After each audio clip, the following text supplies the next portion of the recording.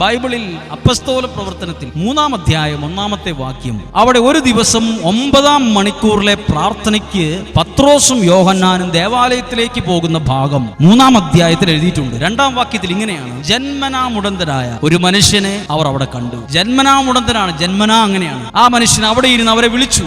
ആരെ വിളിച്ചു? സാധാരണ ആൾക്കാരെ വിളിക്കുന്ന പോലെ തന്നെ എന്തെങ്കിലും കിട്ടുമെന്ന പ്രതീക്ഷയിൽ വല്ലോം തരണമേ എന്ന ഈ രീതിയിൽ ഭിക്ഷ യാചിച്ചു. പത്രോസ് യോഹന്നാനോടൊപ്പം അവനെ സൂക്ഷിച്ചു നോക്കിക്കൊണ്ട് പറഞ്ഞു. പത്രോസ് പറഞ്ഞു, വെള്ളിയോ സ്വർണമോ ഞങ്ങളുടെ കയ്യിലില്ല, യേശുക്രിസ്തുവിന്റെ നാമം മാത്രമേ ഞങ്ങളുടെ കയ്യിലുള്ളൂ. ഈ നാമമുണ്ട് എന്ന് പറഞ്ഞത് എന്തിന് കാരണമായി? ആ മനുഷ്യൻ ഇത്രയും നാൾ അനുഭവിച്ച ആ വിഷമം, ആ ഒരു പ്രതിസന്ധിക്ക് പരിഹാരമായത് ഈ നാമമാണ്. പണം കൊണ്ടും സ്വർണം കൊണ്ടും വെള്ളി കൊണ്ടും ചെയ്യാൻ പറ്റാത്തത് കർത്താവായ യേശുവിന്റെ നാമത്തിന്റെ വിശ്വാസത്തിൽ ചെയ്യാൻ പറ്റും.